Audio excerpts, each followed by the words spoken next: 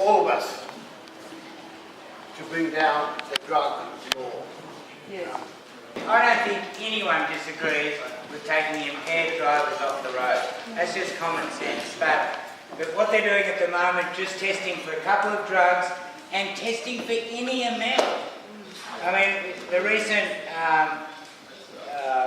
judgment in Lismore courts flushed out a bit of stuff. Two things that were interesting for me. Suddenly everyone's saying 12 hours is cool.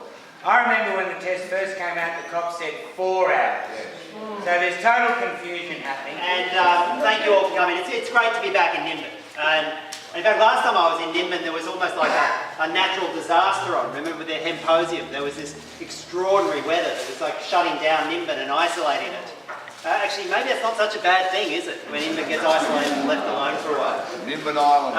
Yeah, absolutely. Anybody who's driving with drugs in their system, if the level of drugs that they have in their system is impairing their driving, well, that's what we need to be looking for. And that's what our tax dollars should be putting the police on the roads to test for.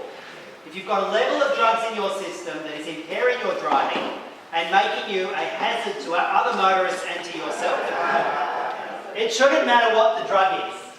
If it's cocaine, if it's benzodiazepines, if it's heroin, if it's prescription painkillers, I think we can all agree, if you've got a level of any of those drugs in your system that's making you an impaired driver, then the police should be testing for it, pulling you over if you're found with that level of drugs in your system, and if the drugs are impairing your driving, you should be losing your licence. But that list I just gave you, cocaine, benzodiazepines, like Valium, heroin, prescription painkillers, you can be zonked to your eyeballs on any one of, or all 4 of those drugs. But he didn't have the time. He was squeezing these important matters in as brief a hearing as possible because he had 46 drug driving matters in just the one day's list. 46, 1/3 of his list was filled up with these drug driving matters. And as we sat there and listened to case after case after case coming before the Lismore court, there was not a single case, not one, where the police put a shred of evidence before the court that a single one of these drivers was a danger to any other road user. Not a single shred of evidence that a single one of them had been impaired. They had nothing to go with. And indeed, the lab test that comes out doesn't even tell the police the level of drugs in someone's system. It's just a positive or a negative.